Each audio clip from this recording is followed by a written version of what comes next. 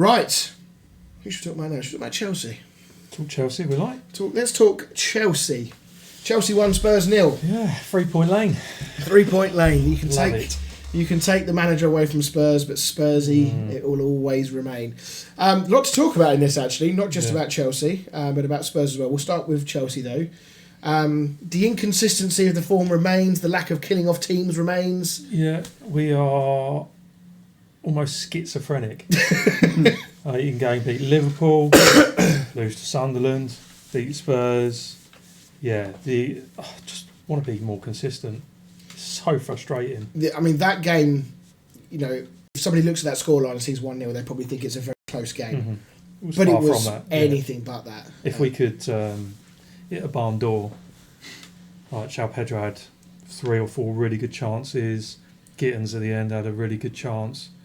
Another day, that would have been 4 or 5. Was there? I'm assuming you were sort of like sitting there thinking, I can see what's going to happen here. Spurs are going to nick one, and get a... Especially the way we are defensively, but we were really sound actually. I know Spurs offered nothing; they were terrible, but we was actually very organised. And Caicedo was an absolute beast. He's a monster, isn't he? He was like having an extra player. He was just everywhere. I mean, like that goal comes from him. He wins it back, we lose it, and he wins it back again straight away up there. Yeah, I mean, I don't want to, recency bias is obviously a big thing in football, where your judgments about players are clouded based on the recent form. But how close is he to becoming the Kante or Makelele for Chelsea? He's got more about him than Kante with the passing side of his game. He's still a bit of a way off of what Kante did. He was literally like having two players, because he would be one side of the pitch and the next side of the pitch. Yeah. He was everywhere. But he's getting there, and he's only 24. Yeah. So you give him a couple of years, he could get to his level quite comfortably. Yeah, I think he's got... he's such an important player for your team. I think Fernandes... actually, his job is made a lot easier when he's playing in there with Caicedo. I think Fernandes... I didn't see the tackle, but I heard... Was there a chance that maybe he could have seen red at the weekend? He could have, and also, I think... not Bergvall, it was the other one. Odegaard? No, it was the one that put the challenge in on Reece James for half-time. Pass. I remember that. Bentancur. Oh, yes, I did see this. That was terrible. Yeah. That was a red all day long, and how they haven't overturned that. I'm sorry, that was... Did you see it? No, I can't remember it. Hey, the ball's gone, and he's come in above his ankle, and his leg's gone like that. And he's only given a yellow, and VAR haven't even sent him over to the monitor. It was unbelievable. Yeah, it was one of those challenges where I think if his foot was more planted than it was, I think it's a broken leg or a broken ankle. It was a shocker. But no, I think Chelsea is such a weird team to work out, because the inconsistency obviously has still been a problem this season, which we've spoken about before.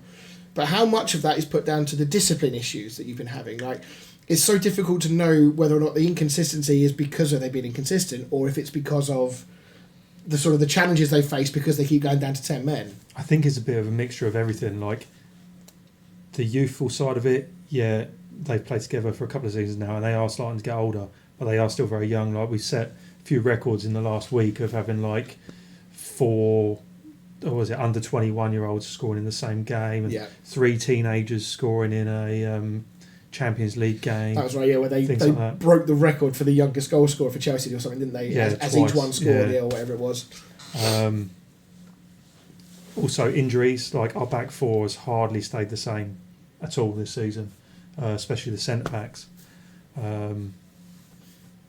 Palmer's a massive miss. Is he due back anytime soon? He is... I don't think he's in the actual full training. Okay. But he's back in doing bits, I think. They said he would be out for 6 to 7 weeks, and that was about 3 weeks ago, so I reckon he's probably a couple of weeks away yet. I will say Sanchez was very good. Very, very good. He claimed everything. Dare I say it? Is he proving a few doubters wrong this season? I don't think you can say that. Just because he had another game where he just fucking throws him in again. It's like another person who's schizophrenic. But he was very good. He really commanded his area. He caught everything. He got us moving up the pitch quite quickly. He's started to be a real key to the way we play with our attacking sense, because he really gets the ball out of his hands quickly and gets us up the pitch. Yeah, I think I still think Chelsea. I mean, you look at the league table; it's so close. I think there's like 4 points separating like second down to about 12th. Yeah, which makes it all the more remarkable. There's that about you see, 4 or 5 of us on 17 points. Yeah, it makes it all the more remarkable that you see someone like Spurs, who haven't won a home game this season yet, who are currently sitting in 5th place, 6th place, whatever it was, could have gone second with a win, and yeah, it's. I think that it's helped Chelsea a little bit with obviously their inconsistencies, that they've remained in that position. I think that there is no team to me at the moment in this league that's looking consistent enough to say they are going to be Arsenal's challengers this year. And it's 100% Arsenal's to lose. 100%, yeah. I think Arsenal, even if at the way things are going, if Arsenal have their usual mid-season blip, I don't think it's going to matter, because I think they're going to be so far in front at this point that they can afford to lose 4 or 5 games, and people are not going to be consistent enough to catch them. They just look so solid. Like they look like a complete team now, don't they? They don't concede goals, and they look a threat all the time. Do you think Chelsea could become that team to be Arsenal's nearest contenders? What, this season? Yeah. No. You think? Oh, is that Sunderland have equalised? It's good for us. Call it there. Yeah, call it there. I do. Oh yeah, for predictions. Yeah. Of course, yeah. That's you fucked. Yeah, I'm fucked. Yeah, that's 9 points for the week for me. What were we saying about Chelsea challenging Arsenal? No, not this season. No. I think we'll be closer than what we have been. Arsenal are just too good. Do you think you'll be in a title race? No, I think we'll be there or thereabouts within. I don't know. Actually, they've been very good. I'd like to say we'd be within 8 points, I reckon, by the end of the season. Yeah, but it's probably one of those ones. Yeah, let's talk again at Christmas. Yeah. See if they can find any kind of consistency. I mean, the biggest thing is this discipline, right? I mean, Fernandes, make your own mind up as to whether you think it was a red or not. But had he have gone off, I mean, I think the number of... people kept... I think I heard this stat about 4 times on the Isle of Wight about the fact that Chelsea had more red cards than West Ham had points this season. 4 different fucking people told me that. But it's not true anymore. No, absolutely not. Well, I mean, if Chelsea keep their record up, it might be a while until we win again, so maybe you can overtake us again. But, I mean, all jokes aside, that discipline is a massive problem. It has been for a couple of seasons. I was watching one of the games when you got a red card and the commentators were saying, like, it's difficult for a manager to preach discipline when he's been serving bans for red cards as well. Yeah, but his was... like emotion, he'd run up the line and celebrate with the team. But the yellow card wasn't there, the first yellow. I can't remember what the first Going was. ballistic at the red. Yeah. All right then, okay. Fair enough. But I mean, that's one thing, right? I mean, managers arguing the toss with the referee is one thing, and we're talking about really horrible challenges. Liam Delap was, I thought, very lucky to escape a straight red for his one against Wolves last week in the Cup, wasn't it? And yeah, just as he's come back from injury as well, he's trying to stake a claim to get back in the side, and then he does that.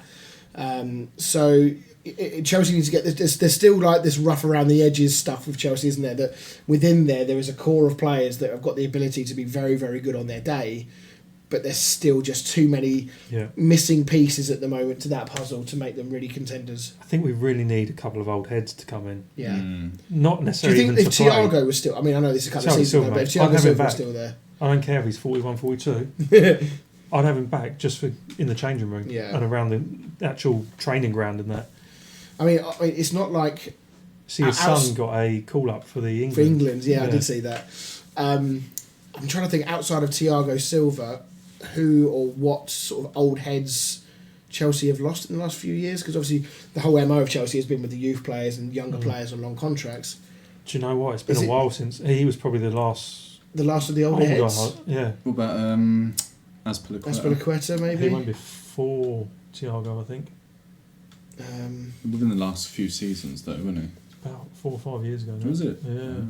Yeah, I can't remember anybody above the age of sort of 28, 29 that you would consider being a sort of an old pro, if you're not older pro. He was there for the Champions League, wasn't he? Yeah. 21. So, but yeah, maybe... But that has been your whole MO, has just been getting kids in the last few transfer windows, isn't it? Which is fine when they mature, but all the while they're all that age, it's a bit of a nightmare, really.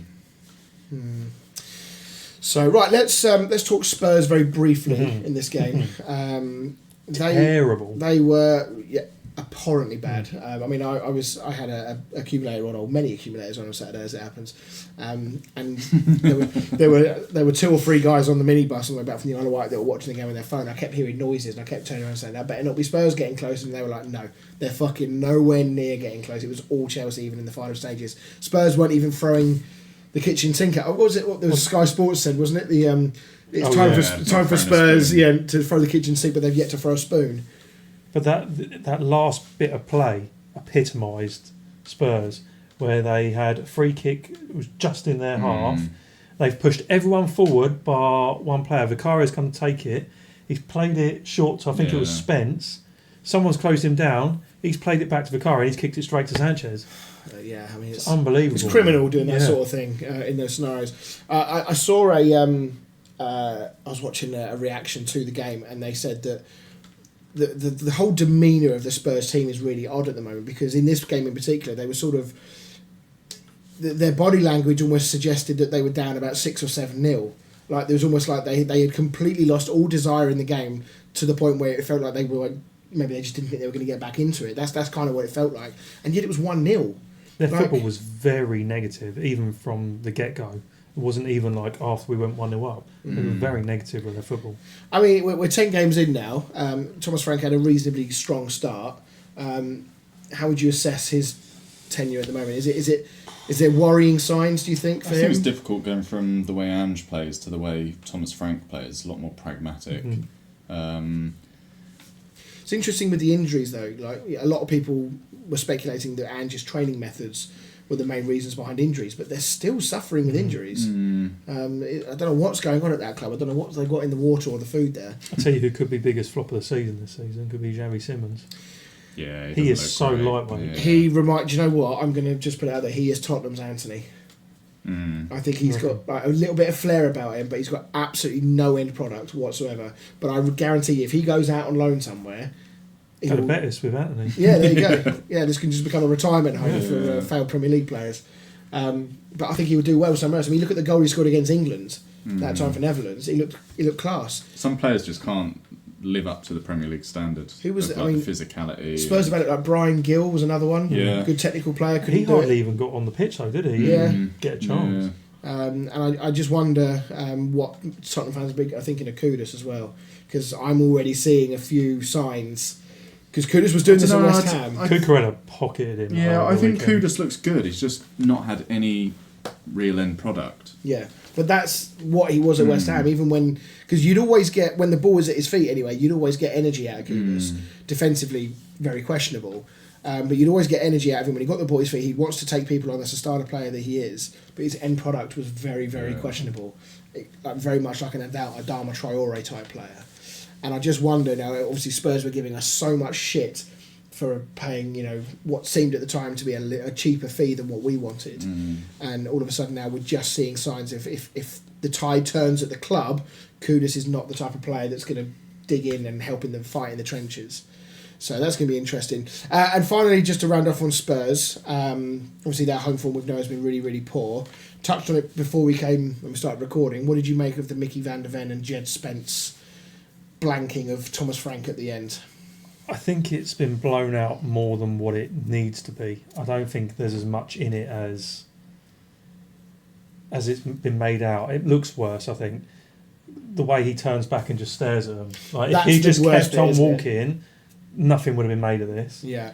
You can't really blame him for wanting to get off that pitch after being booed for good hour at least. Shit. Even though them two have been probably their best players this season, but them two were terrible. Booing though the way they played in that. But them two have been probably their best players this season. Yeah. But they were terrible. Like, amount of times Joe Spence just kicked the ball out of play. It was like unbelievable. Do you think it was less of a disrespect from Van der Ven and Spence and more just like anger and frustration? Yeah, I think it looked like they just were upset and just had enough. Yeah.